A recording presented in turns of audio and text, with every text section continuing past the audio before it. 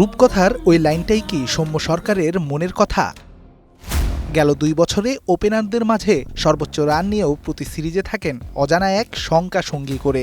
আবার না জানি কবে খেলা হবে। হিসাবটা যদি নিউজিল্যান্ডে অনুষ্ঠিত ওই সিরিজ ধরে করা হয়, যা দিয়ে জাতীয় দলে নতুন জীবন পেয়েছিলেন সৌম্য সরকার, এরপর থেকে চলতি পাক সিরিজের প্রথম ম্যাচ অবধি মোট ২১টি ওয়ানডে খেলেছে বাংলাদেশ। দীর্ঘ ২ বছর ৩ মাসে দলের ওপেনিং পজিশনে মোট ৮ জন ভিন্ন ওপেনার ট্রাই করেছে টিম ম্যানেজমেন্ট, যেখানে সবচেয়ে বেশি ১৫ ইনিংস ব্যাট করেছেন সৌম্য তামিম। এছাড়াও ৭-৩-২-১ ইনিংসে সুযোগ মিলেছে সাইফ লিটন, শান্ত বিজয়, নাইমদের।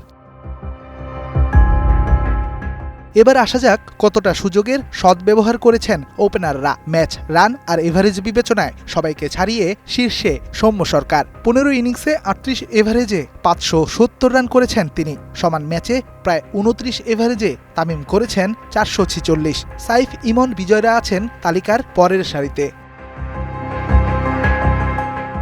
পারফর্ম করেও কি তবে সুযোগ পান না সৌম্য, নাকি মন্দ তার ভাগ্য?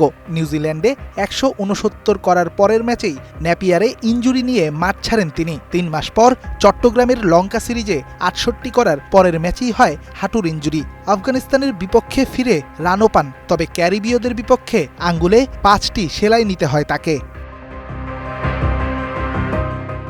শ্রীলঙ্কার বিপক্ষে অ্যাওয়ে সিরিজে ইনজুরির কারণ দেখিয়ে সৌম্যকে বাদ দেয় নির্বাচক প্যানেল। যদিও দল ঘোষণার সময় চট্টগ্রামে ২টি প্রস্তুতি ম্যাচেও বড় ইনিংস খেলেন সৌম্য। প্রশ্ন ওঠে, সৌম্যের ইনজুরি নিয়ে কি তবে তথ্য লুকিয়েছে নির্বাচক প্যানেল?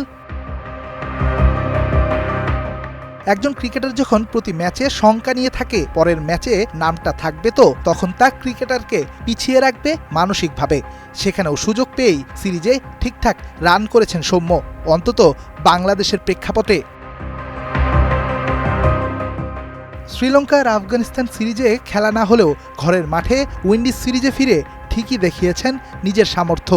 ৪-৪৫ আর ৯১ রানের ইনিংস খেলে সিরিজ জিতিয়েছিলেন বাংলাদেশকে। একেবারে দুয়ারে এসে পড়েছে আরেকটি ওয়ানডে বিশ্বকাপ। বিশ্ব মঞ্চে যাবার আগে নিজের অবস্থান সম্পর্কে শতভাগ জানাটা যেমন দরকার সৌম্য সরকারের, ঠিক ততটাই দরকার দলের অধিনায়কের। আর অধিনায়ক ভরসা দিতে ব্যর্থ হলে দল যেমন খারাপ করে, প্রভাব পড়ে ড্রেসিং রুমের পরিবেশেও। Redwan Shawon, star news, Dhaka.